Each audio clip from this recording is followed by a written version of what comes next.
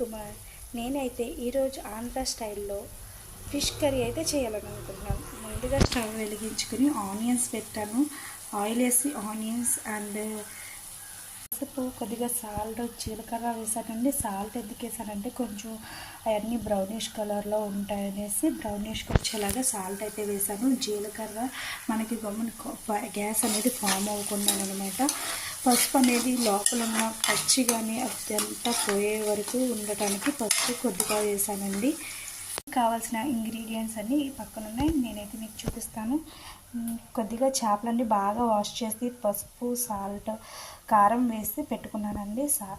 చేపలండి ఇదైతే కొత్తిమీర, చింతపండు, పచ్చిమిర్చి, బెండకాయ, కరివేపాకు, మసాలా, టమాటోస్. మీకు కావాలంటే టమాటోస్ బదులు మీరు కావాలంటే మామిడికాయనే తీసుకొచ్చండి. వీటి బదులు నేను ఇందులో ఎవరెస్ట్ వారి ఫిష్ కర్రీ మసాలా అయితే యూజ్ చేస్తున్నాను.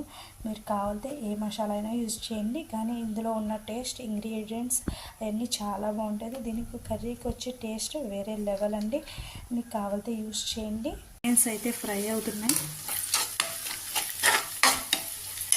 పచ్చిమిరపకాయలు, టమాటోస్, కరివేపాకు వేసుకున్నానండి.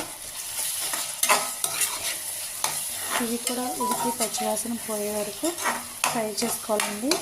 అయితే వేసేసానండి. చేపలు కట్టి చేపలండి, ఇవి కుక్ అవుతున్నాయి. ఇప్పుడు తగినంత కారం వేసుకున్నామండి. ఆల్రెడీ చేపలకి కొద్ది కారం వేసాం కాబట్టి ఇంకా కొద్ది తగిలినంత ఎంత సరిపడుతుందో అంత వేసుకోవాలి కారం. నచ్చినట్లయితే తక్కువ కూడా వేసుకోవచ్చు. నేనైతే వాటర్ వెంటనే వేసేస్తానండి. కొద్దిగా వాటర్ వేసుకున్నాం. చేపలు కొద్ది లైట్గా ములగాలండి. పైకి ఉంటే నీసు వాసన అనేది పోదు. కర్రీకి కూడా కారం కానీ మసాలాలు కానీ చింతపండు కానీ వాటికి పట్టవండి. అప్పుడు టేస్ట్ కూడా బాగోదు. కొంచెం చేపలు ములిగేలా చూసుకోవాలి. స్పూన్ కన్నా ఏది యూజ్ చేయకుండా కొంచెం ఊపుతూ చేసుకుంటే దీన్ని ఎటువంటి ముక్క విడిపోదండి.